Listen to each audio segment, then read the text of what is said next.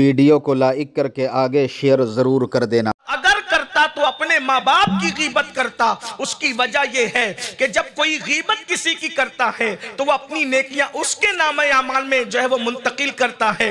تو اگر میں اپنی نیکیاں کسی کے نامہ اعمال میں منتقل کرتا تو اپنے ماں باپ کے نامہ اعمال میں منتقل کرتا، مگر چونکہ یہ حرام ہے، غیبت کرنا حرام قرار دیا گیا ہے۔ میرے پیارے آقا صلی اللہ علیہ وآلہ وسلم کے پیارے دیوانوں، آج فکر یہ بن چکی ہے، آج سوچ یہ بن چکی ہے، آج نظریات یہ بن چکے ہیں، اتنی مرتبہ یہ وظیفہ کرو، اتنی مرتبہ یہ کرو، اتنی مرتبہ یہ کرو، اتنی مرتبہ یہ کرو، اور ہم سے بڑا متقی کوئی نہیں۔ جبکہ سرکار غوث پاک رضی اللہ تعالیٰ عنہ تقوی کا پہلا زینہ غیبت کے ترک کو قرار دے رہے ہیں، زبان کی حفاظت کو قرار دے رہے ہیں۔ تھوڑی دیر ذرا غور تو کریں، اے سنی اجتماع میں آنے والوں، سرکار غوثیت ماپ کا نعرہ لگانے والوں، سرکار غوث پاک کی عظمت پر جان و دل فدا کرنے والوں، سرکار غوثیت ماپ کو اپنا پیر سمجھنے والوں، مجھے بتاؤ کیا آج ہماری زندگیوں کے اندر غیبت نہیں ہے؟ کیا آج ہماری زندگیوں کے اندر کسی کی برائی نہیں ہے؟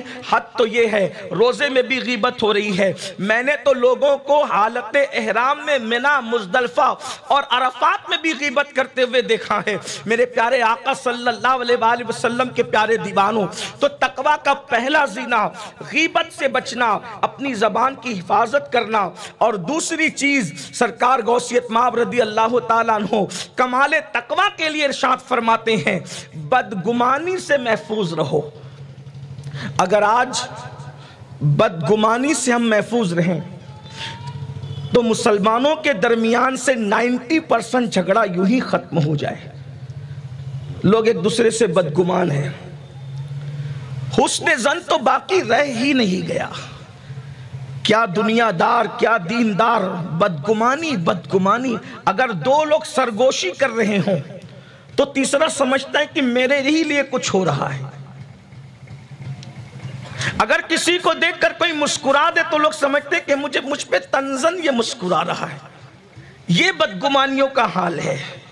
آئیے میں آپ کو بتاؤں، بدگمانی سے خود بھی بچو، اور اپنے آپ سے دوسرے لوگ اگر بدگمان ہونے کا خطرہ ہو تو خود ہی وضاحت کر دیا کرو تاکہ لوگ بدگمان نہ ہو۔ اور ایسے کاموں سے بھی بچو جس سے لوگوں کے اندر بدگمانیاں پیدا ہو۔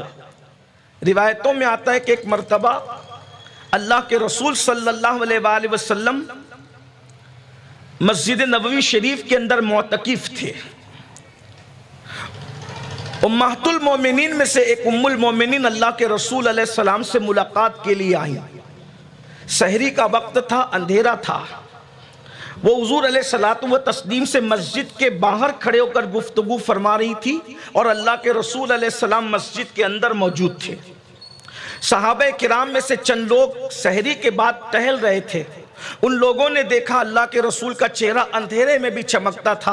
حضور علیہ السلام کا چمکتا چہرہ دیکھ کر پہچان گئے کہ یہ اللہ کے رسول ہے، لیکن جو خاتون موجود ہے اس کو کوئی پہچان نہ سکا کہ یہ کون ہے۔ اس کی وجہ یہ تھی کہ اس دور میں خواتین چادر بہت بڑی لیا کرتی تھی، اور چادر وہ اس طریقے سے اوڑھتی تھی کہ دبلی ہے یا پتلی یہ بھی پتہ نہیں چلتا تھا۔ موٹی موٹی چادریں ہوتی تھی، بھدے رنگ ہوتے تھے، بلکہ ان کی چادریں بھی خوبصورت نہیں ہوتی تھی۔ اوپر کی جو چادر لیا، کپڑے خوبصورت ہو سکتے تھے لیکن چادریں ان کی بڑی بھدی ہوتی تھی، اور وہ جان بوجھ کر بھدی چادریں اپنے سر پر ڈالتی تھی۔ کیوں؟ اس لیے کہ تاکہ لوگ متوجہ نہ ہو۔ یہ اور بات ہے کہ آج برقعے کے نام پر ایسا فیشن چل پڑا ہے کہ لوگ برقعوں کو اتنا خوبصورت بناتے ہیں کہ نہ دیکھنے والے کی نگاہیں بھی اس کی طرف متوجہ ہو۔ حالانکہ آج سے 900 سال پہلے حجت الاسلام امام غزالی رحمت اللہ علیہ نے فتویٰ دیا تھا کہ ڈیزائن والے برقعے عورتیں نہ پہنا کریں، اس لیے کہ ڈیزائن والے برقعے عورتیں پہنے گی تو لوگوں کی اس کی طرف توجہ جو وہ مبذول ہوگی۔ لیکن حیرت کی بات یہ ہے، آج 17,000 کے برقعے، 25,000 کے برقعے، 30,000 کے برقعے، اور اتنے خوبصورت ترین برقعے کہ لوگوں کو دعوت نظارہ دے رہے ہیں۔ پردے کا مقصد کیا ہے؟ پردے کا مقصد تو یہ تھا کہ ظالم نگاہوں سے بچا جائے، اور اب برقعے ایسے خوبصورت آ گئے کہ لوگ اس کی طرف متوجہ ہوتے ہیں. کاش لوگ امام غزالی کے فتوے پہ، امام غزالی کی نگاہوں کو سلام، 900 سال پہلے کے ڈیزائن والے برقعے پر آپ نے پابندی لگائی، اس کے خلاف احتجاج درج فرمایا اپنی تحریر کے اندر. اگر آج کے برقعوں کو امام غزالی دیکھ لیتے تو کیا کہتے ہیں؟ ادھر سے کٹے ہوئے، ادھر سے پھٹے ہوئے. آپ اندازہ تو کریں، مردوں کے کانوں پر جو نہیں رینگنا، بھائیوں کے کانوں پر جو نہیں رینگنا. وہ تو یہ سمجھتے ہیں کہ میری بیوی سب سے خوبصورت برقع پہن کے نکلے تاکہ پتہ چلے فلاں سیٹ صاحب کی بیوی جا رہی ہے. انا للہ و انا الیہ راجعون. اور خواتین اگر موجود ہوتی ہیں، اگر موجود ہے تو ہم ان سے گزارش کرتے ہیں برقعے بھدے ہونے چاہیے تاکہ برقعے دعوت نظارہ نہ دے. یہی تو بات کہنے کی ہے. 17 ہزار کے برقعے پہن کر آج عورتیں عزت نہیں بچا پا رہی ہے، لیکن جس کے دوپٹے میں 17 پیون تھے، اس سیدہ فاطمہ الزہرا کی چادر تطہیر کی شان کا عالم یہ ہے کہ کبھی اس دوپٹے کو چاند و سورج نے بھی نہیں دیکھا. اور میرے امام نے یوں گنگنایا، جس کا آنچل نہ دیکھا مہو مہر نے، اس ردائے نزاہت پہ لاکھوں سلام. سیدہ ظاہرہ طیبہ طاہرہ جان احمد کی راحت پہ لاکھوں سلام. ہماری فکر بدل گئی، ہماری سوچ بدل گئی، انداز زندگی. اور یاد رکھنا، آپ سوچ رہے ہو مردوں کے اجتماع میں برقعے کے ذکر کی کیا حاجت ہے. یاد رکھنا، اللہ کے رسول علیہ الصلوۃ والتسلیم نے ارشاد فرمایا کہ جنت کے دروازے پہ لکھا ہے کہ اللہ نے دیوس پر جنت کی خوشبو کو بھی حرام کر دیا ہے.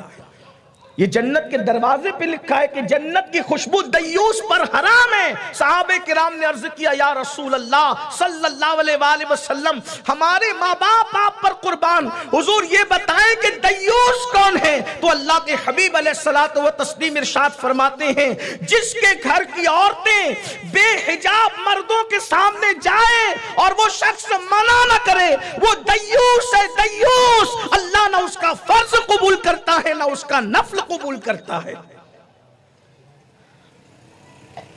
آج تو عورتوں کو دوستوں سے ملایا جاتا ہے، پھر کہتے ہیں ہماری دعا قبول نہیں ہوتی. اللہ کے رسول علیہ السلام نے تو پہلے ہی فرما دیا کہ جو عورتوں کو بے پردہ مردوں کے سامنے جانے دے، اللہ اس کا فرض اور نفل قبول نہیں کرتا، اس کی دعائیں مقبول نہیں ہوتی. اور آج ہم فیشن نکل گیا ہے دوستوں سے بیویوں کو ملانا. کہاں وہ دن تھا کہ شوہر کے لیے فرمایا گیا، بلکہ دیور کے لیے فرمایا گیا، دیور تو موت ہے، موت. جس مذہب میں دیور سے بھی پردے کو فرض قرار دیا گیا ہو، اس مذہب کے ماننے والے اگر دوستوں سے بیوی کو ہاتھ ملانے کے لیے کہے تو پھر قیامت ہی کا انتظار ہے. کہاں سگے بھائی سے پردہ، جیٹ سے پردہ، شوہر کے سگے بھائی سے پردہ، جیٹ بڑا بھائی اس سے پردہ، شوہر کا چھوٹا بھائی دیور اس سے پردہ، چچا زاد بھائی سے پردہ، ویڈیو اگر اچھی لگی ہو تو لائک کر کے آگے شیئر ضرور کر دینا بھائی سے پردہ. اور اب 3-4 فیملی مل کر کے کوئی کشمیر جا رہا ہے، کوئی پکنک پہ ادھر جا رہا ہے ادھر جا رہا ہے، سب ایک ساتھ مل کر کے گانا بجانا چل رہا ہے. پھر ہر سال عمرہ بھی ہو رہا ہے، ہر سال حج بھی ہو رہا ہے، عورتوں کے پرس میں پنسورا بھی پڑا ہوا ہے، 16 سیدوں کے روزے بھی رکھے جا رہے ہیں، اور اس کے بعد اجنبی مردوں سے بے پردگی بھی ہے. یاد رکھنا، کروڑوں مرتبہ نفل روزے ایک پلڑے میں، اور ایک عورت کا با پردہ ہونا ایک پلڑے میں. کوئی نفل عبادت ایک فرض عبادت کے برابر نہیں ہو سکتی.